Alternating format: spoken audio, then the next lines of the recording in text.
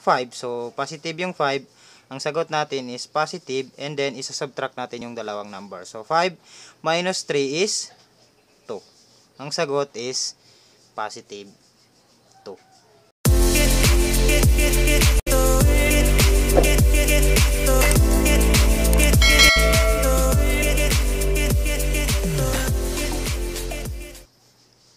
Hello guys, magandang araw.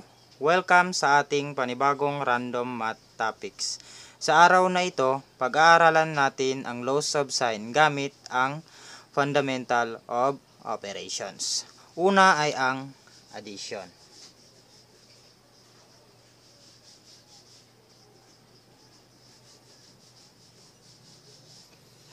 Ano ba ang sign natin?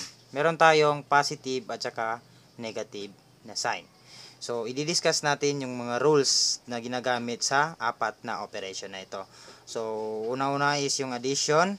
Meron tayong, unang rule natin is yung positive plus yung positive is equal to positive din. Example, positive 5 plus positive 3. Since positive daw lahat yan, ang sagot is positive. I-add nyo lang, 5 plus 3 is 8.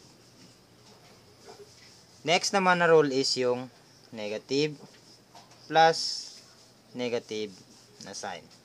Ang sagot is negative. Example, negative 5 plus negative 3. Kopyahin nyo lang yung negative, since negative naman yung dalawa, ang sagot daw is negative. I-add nyo lang yung dalawang number, so 5 plus 3 is 8. Ang sagot is negative 8. Next, pangatlo is yung positive plus negative na sign. Dito naman, ang sagot dito, ang operation is mag-change yung operation natin into subtraction operation. Tapos, kokopyahin nyo yung pinakamalaking pinakamalaking sign na number. So, para maintindihan, proceed tayo sa example. So, positive 5 plus negative 3. So, sabi ko kanina, yung operation natin is mag-change into subtraction operation, and then kokopyahin natin yung pinakamalaking yung may pinakamalaking number na sign. So since ang may pinakamalaking number sign na number dito is yung 5, so positive yung 5, ang sagot natin is positive, and then isa-subtract natin yung dalawang number. So 5 minus 3 is 2. Ang sagot is positive 2. Another example naman is, halimbawa, negative 5 plus, hindi. Gawin natin itong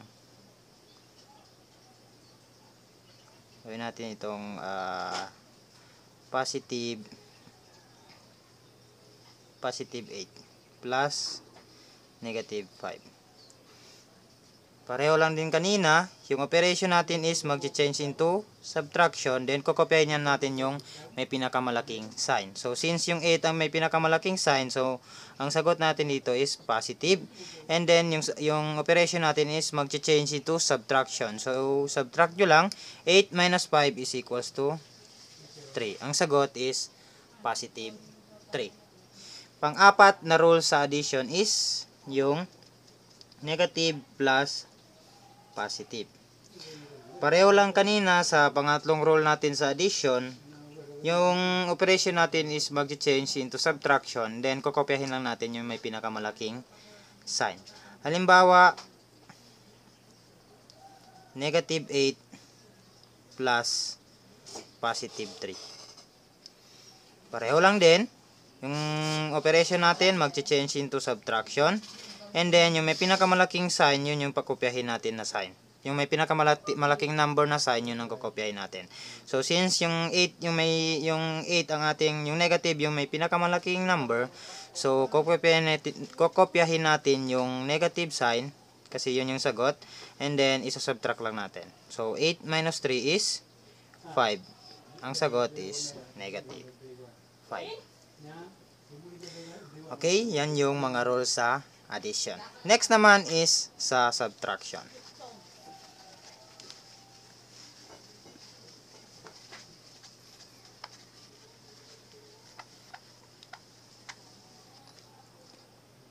Okay, next, subtraction.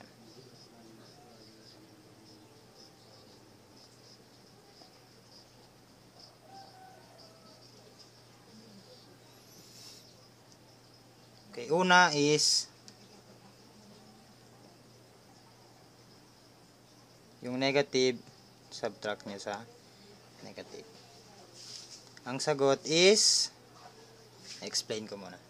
So, sa subtraction naman, sa loss of sign, ito siya, yung ating operation, papalitan nyo into addition, at saka yung sign dito sa pangalawang number, papalitan nyo rin yung sign dito. So, kung negative siya, magiging positive yung sign dito. And then, after that, proceed kayo sa rules ng addition. Yung may pinakamalaking number, yun yung kokopyahin ninyo. Okay? So, example. Negative 3 minus negative 5. Unang-una, papalitan nyo yung sign, yung operation ninyo. So, magiging addition yan siya. Then, yung sign dito sa pangalawang number, papalitan nyo siya. So, kung negative siya, magiging positive. After that, operate nyo na lang through addition. So, negative 3 plus positive 5. Ang may pinakamalaking number is yung 5. So, kukopyahin natin yung sign niya. So, plus. So, since negative at saka positive yan, so magsasubtract tayo. So, 5 minus 3 is equal to 2. Kaya, positive 2. Next naman is yung positive minus positive. Pareho lang din kanina, palitan nyo lang yung yung operation at saka yung inyong sign dito sa pangalawang number.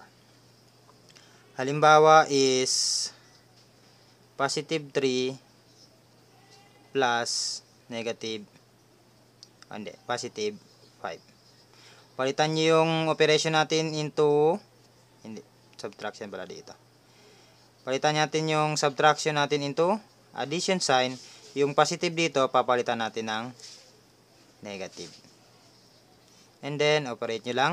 So, since positive at saka negative, kung ano yung may pinakamalaking sign, yun yung kukopyahin natin na sign. So, negative, kasi 5 yan siya. And then, subtract nyo lang. 5 minus 3 is equal to negative 2. Yan yung sagot. Next naman is yung positive minus negative. The same process lang din siya lahat. Lahat ng operation dito na sign, the same process lang din. Papalitan nyo lang yung operation at saka yung sign ng pangalawang number. Halimbawa, positive 3 minus negative 5. So, yung operation natin, papalitan natin ng addition. Yung sign natin dito, papalitan natin ng positive. So, add nyo lang. Since positive yan lahat, tulad ng in-explain ko kanina sa addition, pag positive plus positive, ang sagot is positive. I-add nyo lang, 3 plus 5, magiging positive 8. Okay? Next naman is yung negative minus positive. Okay? Same process lang din. Example tayo. We have negative 3 minus positive 5. Same lang din, palitan natin yung operation into positive. Yung sign dito, papalitan din natin into negative. So, since negative and negative ito, so, sa laws of addition natin kanina, pag negative plus negative, ang sagot is negative. Then, i-add nyo lang, 3 plus 5 is 8. So, meron tayong negative 8. Okay, yan yung laws of sign natin sa subtraction. Next naman is yung multiplication.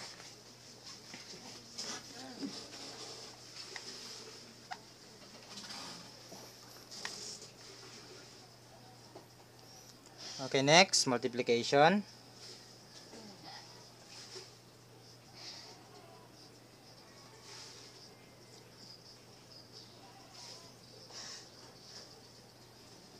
Unang-una is yung negative times negative. Ang sagot is positive. Example, negative 5 times negative 3. Since negative times negative is equal to positive, therefore, ang sagot natin dito is positive. Multiply nyo lang yung number. 5 times 3 is equal to 15. Ang sagot natin is, sa negative 5 times negative 3 is positive 15. Next naman is yung positive times positive. Ang sagot is positive. Example,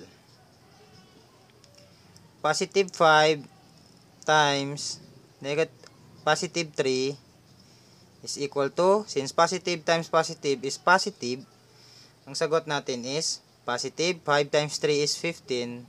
Ang sagot natin is positive 15. Next naman is yung magkaibang sign. Negative times positive. Ang sagot is negative. Example, negative 5 times positive 3. Since magkaiba ang sign natin, sa laws of multiplication naman is negative times positive magiging negative. Multiply nyo lang yung number. 5 times 3 is 15. Ang sagot is negative 15. Next naman is kung mauuna naman yung positive times negative. Ang sagot pa rin is negative. Example, positive 5 times negative 3. Since magkaiba ang sign, ang sagot is negative. Multiply nyo lang yung number. So, magiging 15. So, negative 15. Yan yung rule sa multiplication. Basta tandaan nyo lang, pag pareho ang sign, ang sagot is kung ano yung, pag pareho ang sign, ang sagot is positive. Pag magkaiba yung sign, ang sagot is negative. Next is yung division operation naman.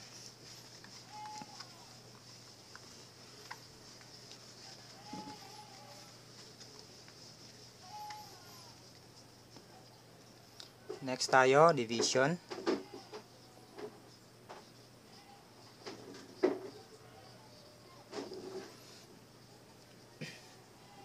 Okay, una is yung negative divided by negative is equal to positive. Halimbawa, negative 10 divided by negative 2. Since ang negative divided by negative, ang sagot natin is positive. So, positive yung sagot natin dyan. Divide nyo lang. 10 divided by 2 is 5. Ang sagot natin is positive 5. Next naman is yung positive divided by positive is equals to positive pa rin. Halimbawa, positive 10 divided by positive 2. Positive divided by positive is equal to positive. So, kopyahin nyo lang. Positive 10 divided by 2 is 5. Therefore, ang sagot natin is positive 5. Next naman is yung magkaibang sign. Negative divided by positive na sign. Ang sagot dyan is negative. Halimbawa, negative 10 divided by positive 2. Since magkaibang sign, ang sagot dyan is negative, divide nyo lang yung number. 10 divided by 2 is 5. Ang sagot natin is negative 5.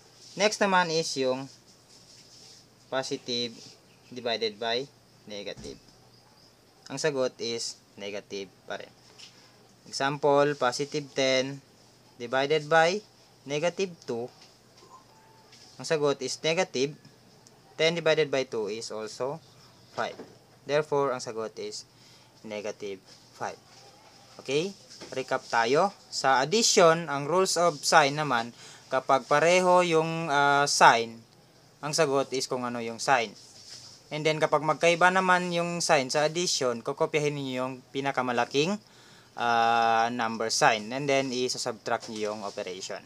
Sa subtraction naman is, papalitan nyo yung operation, then yung pangalawang sign is papalitan nyo rin, then mag-a-add kayo sa operation.